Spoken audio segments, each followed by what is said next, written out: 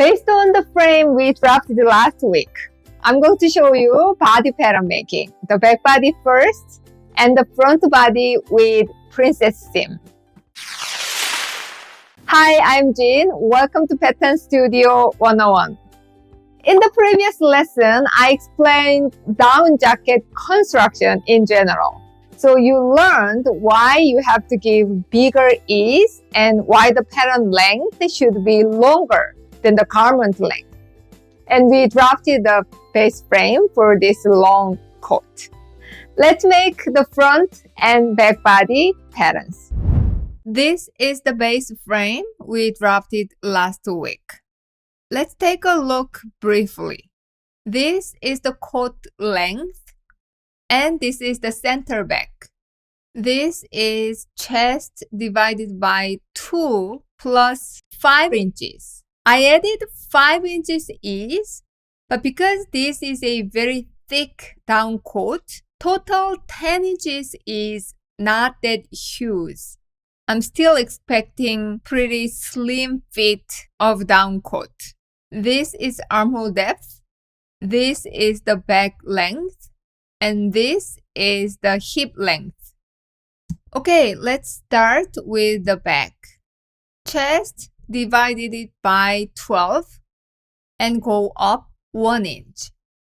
Shoulder width divided by 2, go down half of an inch and connect to point. Since this is a thick down coat, I'm going to widen the neck width. Measure 3/8 of an inch along the shoulder line and draw a neckline. From the shoulder point, go in half of an inch and draw a guideline for cross chest. Find a midpoint and draw an armhole curve.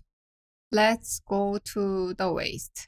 On this quarter of the body, I will take out 2 inches at the waist, which means my waist will be 8 inches smaller than the chest in total.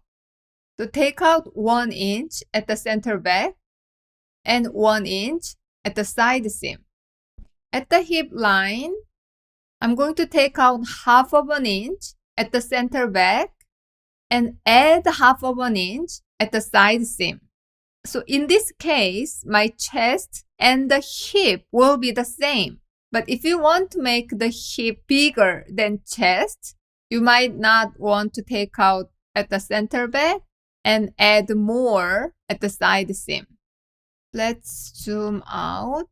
To complete the center back seam, find a midpoint on armhole depth and complete the center back seam and side seam curve. This is for very slim fit line, very fitted. But because it's your design, if you want to make more loose fit, you don't have to have this kind of crazy curve. Hey, I want you to know that I have a master class that teaches you about pants balance. I show you how to draft the pants base frame and how to fix the pants balance if you're working on existing pants patterns. A lot of fitting issues with pants can be resolved simply by examining the pants balance. Head over to my website patternstudio101.com and watch that masterclass. Let's move to the front. Chest divided by 12 on both sides. Half of the shoulder width, go down 1.5 inches. Connect to the high shoulder point. We did widen the neck width. So the same 3/8 of an inch along the shoulder line. This is going to be high shoulder point.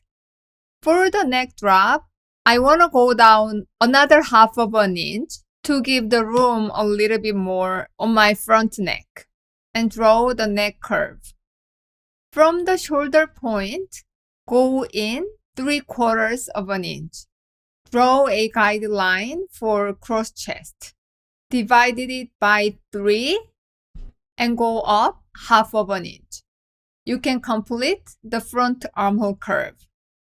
For the side seam, I'm going to draw the exactly same as the back side seam. So front and back side seam is symmetrical.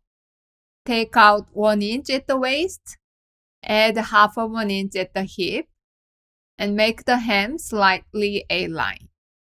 Let's draw a princess seam. Find a midpoint at the waist, and I'm going to move half of 1 inch to the side seam and draw a guideline. At the waist, half of 1 inch on each side. Go up 3 inches from the hip line and draw a princess seam. This is the princess seam for the center front panel. Princess seam for the side panel will be like this. We're going to share this line for the center front panel and side panel. It's about 1.5 inches from the underarm line, and give full bust shape and take out waist and meet the center front panel about 3 inches from the hip line. So again, this is going to be the princess seam for the side panel. Okay, let's zoom out. So these are body patterns. The back is in red. You drew the hemline. And the front side body is in blue. And the center front panel is in orange. Down coat pattern making is not that different than any other jacket or coat pattern drafting. But because of thickness, you have to consider a few things. Give enough ease or extra length. I explained this in the previous video. And today, you saw that I widened the neck width and the neck drop. You are going to have quilting lines on the pattern like this. I drew the lines the same as my coat, but again, it's your design lines. As I said in the previous video, if you don't want to see these stitches from the outside, you don't have to have stitches on the self fabric. But you still need horizontal stitches on the down-proof fabric. One more important thing. You need to cut self 2 layers of down-proof fabric and lining. Lining pattern is not the same as the self pattern. Watch my video episode 79. I explained how to make lining patterns. And for the down-proof fabric, add 1/4 inch all the way around the self pattern, both widthwise and lengthwise. Next week, we're going to drop some details on the body pattern, such as pocket, side hem placket, and the center front placket. If you love my videos, why don't you join my email list? I'll send you armhole depth chart, dart calculator for skirt and pants, how to measure guide, and much more resources as a welcoming gift. And you will get my weekly emails with great tips and techniques about pattern making. Go to my website patternstudio101.com and sign up.